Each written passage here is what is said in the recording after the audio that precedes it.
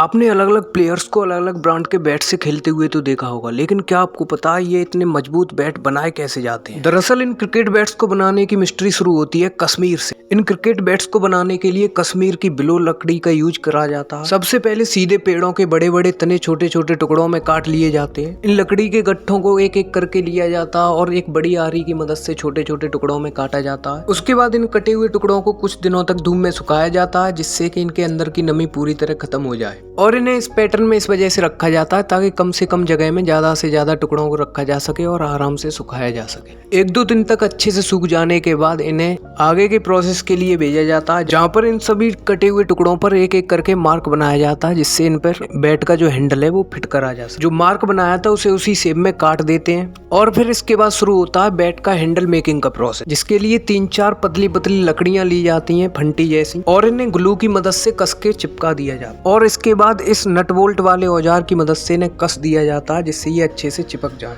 थोड़ी देर बाद इस यंत्र को वापस खोल लिया जाता है। इसके बाद इस हैंडल को प्रॉपर सिलेंड्रिकल शेप दी जाती है इस मशीन की मदद से। इसके ऊपर से जो एक्स्ट्रा लकड़ी का पार्ट है उसे छीलकर अलग कर दिया जाता है और हैंडल को स्मूथ करने के लिए रेगमाल से रगड़ा जाता है। फिर इसे बी शेप में काट लिया जाता है और कटे हुए बैट में इसे फंसाकर देखा जाता है कि अच्छे से इसमें सेट आ रहा है कि नहीं आ रहा। इसके बाद इसे वापस निकाल के ग्लू की मदद से अच्छे से चिपका दिया जाता है और ये सब होने के बाद एक रफ बैट बनकर तैयार हो चुका है। अब बारी आती है इस बैट की फिनिशिंग की, जिसमें इसके किनारों को बड़ी सावधानी से एक बड़े से आरी की मदद से काटा जाता है और इस बैट को एक प्रॉपर शेप देने की कोशिश करी जाती है। इसके बाद इस बैट के हैंडल के साइड वाली किनारी को इस गोलाकार घूमने वाली मशीन के द्वारा हटा दिया जाता है और ये सब होने के बाद इस बैट के साइड में एक मशीन की मदद से छोटे छोटे होल करे जाते हैं। और ये होल्स बनाने के पीछे एक बहुत बड़ा रीजन है कि जब तेज रफ्तार से आरी बॉल इस बैट से टकराती है तो ये होल्स उसे बेटर सस्पेंशन प्रोवाइड करते हैं और बैट को टूटने से बचाते हैं।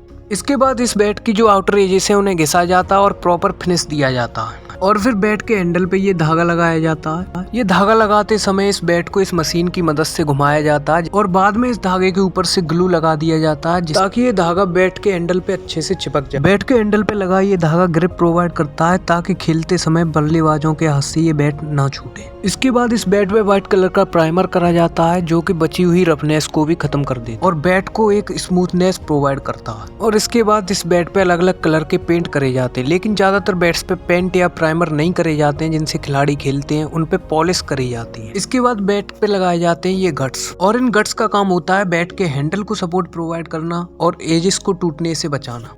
और सबसे आखिरी में हर कंपनी अपनी अपनी पसंद के अनुसार बैट को खरीदती है और अपने अपने स्टिकर लगा के मार्केट में बेचती और ये कंपनियां अपनी कंपनी के बैट से खिलाने के लिए बड़े बड़े प्लेयर्स को बड़ी बड़ी रकमें ऑफर करते हैं। तो ये था पूरा बैट मेकिंग का प्रोसेस और ये है फाइनल बैट का लुक। अगर वीडियो अच्छा लगा हो तो वीडियो को लाइक कर देना और हमें सपोर्ट करने के लिए चैनल को सब्सक्राइब कर लेना।